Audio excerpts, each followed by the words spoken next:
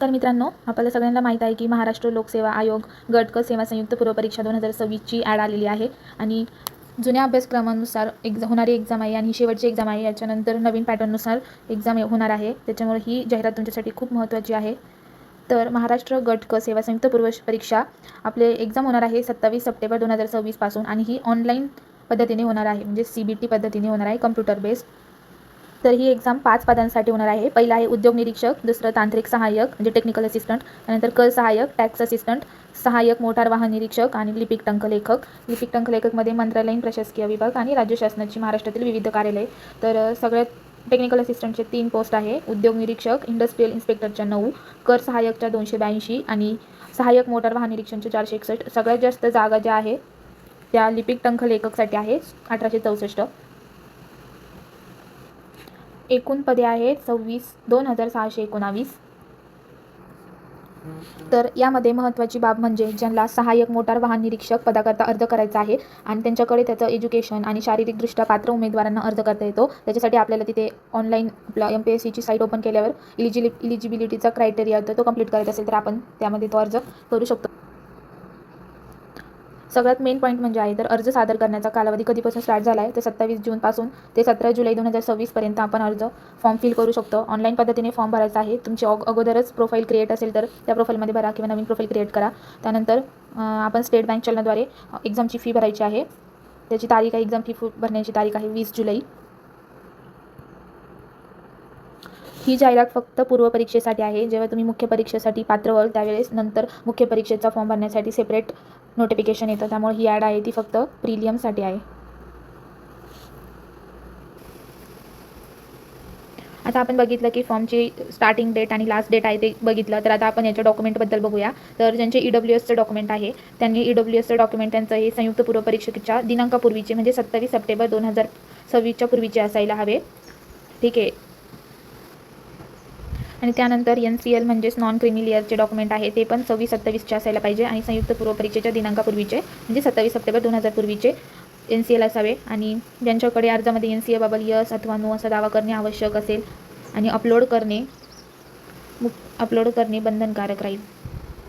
चला आता आपण कुठले डॉक्युमेंट गरजेचं आहे ते बघितलं. त्यांचे तारखा कितपर्यंत असणे गरजेचं आहे ते पण बघितलं. आता आपण पदांबाबत माहिती घेऊया. तर पदाचं नाव आहे उद्योग निरीक्षक आणि तांत्रिक सहाय्यक, कर सहाय्यक, लिपिक टंकलेखक, सहाय्यक मोटार वाहन निरीक्षक. आता त्याचा S12नुसार त्याला S13 आहे, म्हणजे वेतन मॅट्रिक्समधील वेतन स्तर S13 नुसार 35,400 हा अधिक महागाई भत्ता आणि नियमाप्रमाणे देय भत्ते हे 8वे वेतन लागण्याच्या अगोदरचा आहे. 8वं वेतन लागल्यानंतर याच्यामध्ये बदल होणार आहे. लिपिक टंकलेखकसाठी 19,900 ते 63,200 पर्यंत प्लस महागाई भत्ता आणि इतर भत्ते इन्क्लूड आहे. आता आपण पदांसाठीची पात्रता बघूया. भारताचं नागरिकत्व कंपल्सरी आहे. वयोमर्यादा ज्या पदानुसार वयोमर्यादा सांगितलेला आहे कास्टनुसार वयोमर्यादा गणनेचा दिनांक वयोमर्यादा गणण्याचा दिनांक 1 ऑक्टोबर 2026 म्हणजे तुमचं वय कुठपर्यंत काउंट केलं जाईल तर 1 ऑक्टोबर 2026 पर्यंत. त्याच्यानंतर आता आपण बघूया उद्योग निरीक्षक इंडस्ट्रियल इन्स्पेक्टरसाठी तांत्रिक सहाय्यक, टेक्निकल असिस्टंट, टॅक्स असिस्टंट, त्याच्यानंतर टायपिस्ट आणि AMVI साठी कुठले वयोमर्यादा आहे ते बघू. सगळे उमेदवार मिनिमम 19 वर्षाचे असावे. बॅचलर कर सहाय्यकसाठी फक्त 18 वर्षाचे आहे, तुम्ही पात्र असू शकता. त्यानंतर कमाल वयोमर्यादा बघूया आपण. तर सर्वसाधारण महिला, मागासवर्गीय त्यांच्यासाठी उद्योग निरीक्षक अमागास म्हणजे जे ओपनमधून आहेत त्यांच्यासाठी इंडस्ट्रियल इन्स्पेक्टरसाठी 38 आहे. टेक्निकल असिस्टंट पण 38. जे ओपनमधून फिमेल आहे त्यांच्यासाठी मॅक्सिमम एज जी आहे ती 38 वर्ष आहे. आणि जे मागासवर्गीय, अनाथ किंवा अपघात त्यांच्यासाठी मॅक्सिमम वयोमर्यादा 43 वर्ष आहे.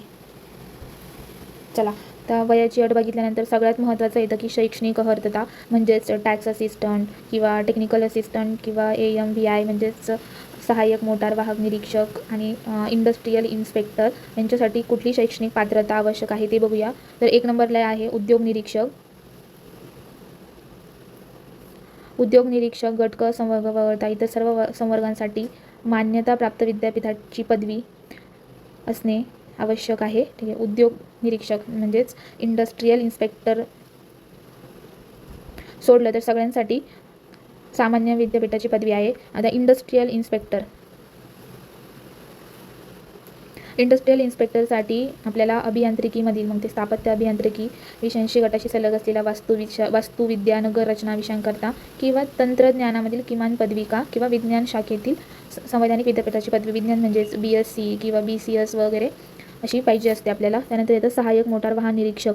महाराष्ट्र राज्य माध्यमिक उच्च माध्यमिक शिक्षण मंडळाची माध्यमिक शालांत प्रमाणपत्र परीक्षा SSC किंवा महाराष्ट्र शासनाने SSCच्या समतुल्य म्हणून घोषित केलेली आणि माध्यमिक शालांत प्रमाण परीक्षा उत्तीर्ण झाल्यानंतर ऑटोमोबाईल इंजिनियर व मेकॅनिकल इंजिनिअरिंग विषयातील किमान 3 वर्षाची पदविका व केंद्र शासनाने त्यास समकक्ष म्हणून घोषित केलेली अर्हता आपल्याकडे पाहिजे, म्हणजेच मेकॅनिकल इंजिनियर. नॉर्मली सगळ्यांना मेकॅनिकल इंजिनिअरिंगबद्दल माहिती आहे, पण ऑटोमोबाईल इंजिनिअरिंग पण यासाठी पात्र आहे. त्याचबरोबर त्यांनी खाली खूप साऱ्या समतुल्य शैक्षणिक अर्हता नमूद केलेल्या आहे. Diploma in production technology, production engineering, machine tools maintenance, fabrication technology अशा खूप साऱ्या 11 प्रकारच्या अर्हता पात्र सांगितलेल्या आहे. त्याचबरोबर diploma in matrix engineering, mechatronics, diploma in packaging technology, 4 year theoretical and practical training as a artificial apprentice, हे सगळ्या पात्रता त्यांनी ॲडमध्ये दिलेल्या आहे. व्यवस्थित वाचून घ्या.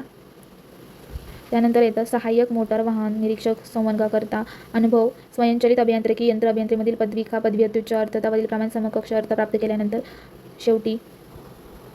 त्याचबरोबर त्यांनी सहाय्यक मोटार वाहन निरीक्षक संवर्गाकरता शारीरिक अर्हता पण दिलेली आहे.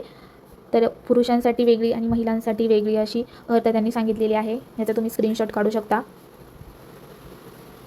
सर्वात मेन आणि सगळ्यांचं ज्या पदांवरती लक्ष असतं ते म्हणजे टंकलेखक अर्हता, म्हणजे टायपिस्ट. तर याच्यासाठी आपल्याकडं मराठीसाठी 30 आणि इंग्लिशसाठी 40 अशी टायपिंगचं सर्टिफिकेट आपल्याकडं हवं असतं. ओके. आणि हे झालं कर सहाय्यक आणि लिपिक टंकलेखक, म्हणजे टॅक्स असिस्टंटसाठी तुम्हाला मराठी आणि इंग्लिश दोन्ही पण सर्टिफिकेट हवे असतात. दोन्ही पण सर्टिफिकेट लागतात टॅक्स असिस्टंटसाठी. पण टायपिंगचे पण सेपरेट पदे असतात, ज्याच्यासाठी मराठी सेपरेट आणि इंग्लिश सेपरेट. इंग्लिश 40, मराठी 30.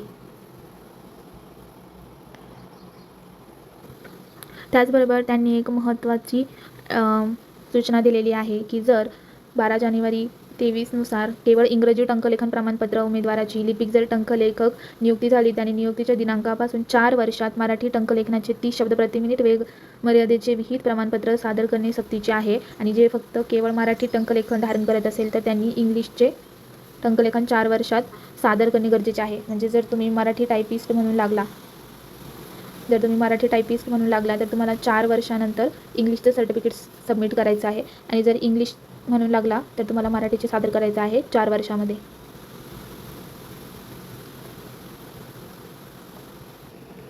चला, आता आपण वयोमर्यादा बघितली, एज्युकेशन क्वालिफिकेशन बघितली, form filling, starting last date बघितली. आता परीक्षेचे टप्पे बघूया. तर याच्यामध्ये पूर्व परीक्षा आणि मुख्य परीक्षा या 2 एक्झाम असतात.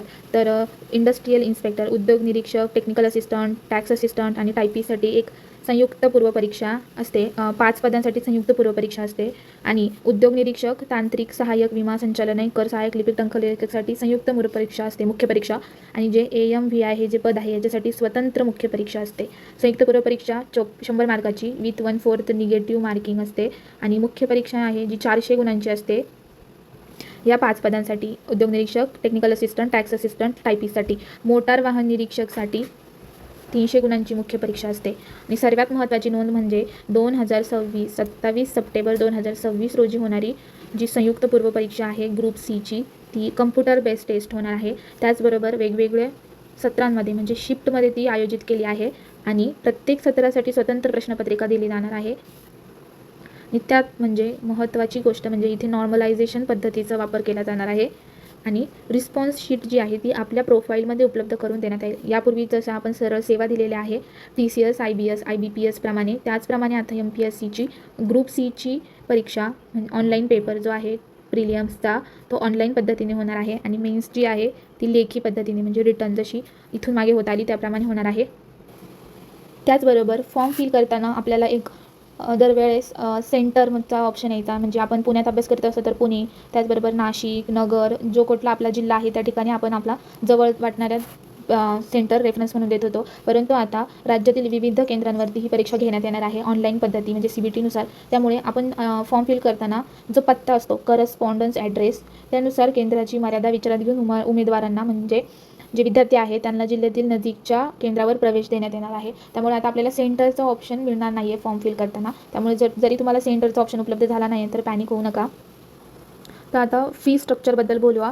तर संयुक्त पूर्वपरीक्षा मुख्य परीक्षेसाठी फी वेगवेगळी असते. आता आपण प्रीचा फॉर्म भरत आहोत. जे अमागास म्हणजे जनरल प्रवर्गातून येतात 394 फी आहे. जे मागासवर्गीय आहेत म्हणजेच OBC त्यानंतर SC BC EWS या सगळ्यांना 294 फी आहे. आणि जे माजी सैनिक आहे त्यांना 44 रुपये आहे.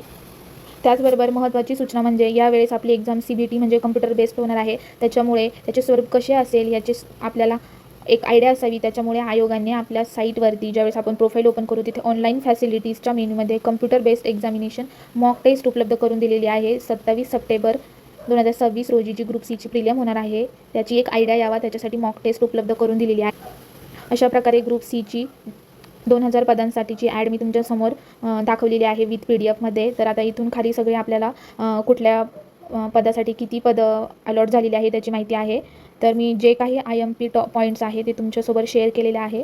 व्हिडिओ जर तुम्हाला आवडला असेल तर नक्की लाईक करा, चॅनलला सबस्क्राईब करा आणि व्हिडिओला शेअर करा. आणि जे कोणी नवीन विद्यार्थी आहे जे ग्रुप Cचा पहिल्यांदा फॉर्म भरत आहे त्यांना नक्की शेअर करा. काय खूप डिटेलमध्ये मी हा व्हिडिओ बनवलेला आहे. तर चला थांबूया आणि भेटूया पुढच्या व्हिडिओमध्ये अशाच नवीन आणि महत्त्वाच्या अपडेट्ससह.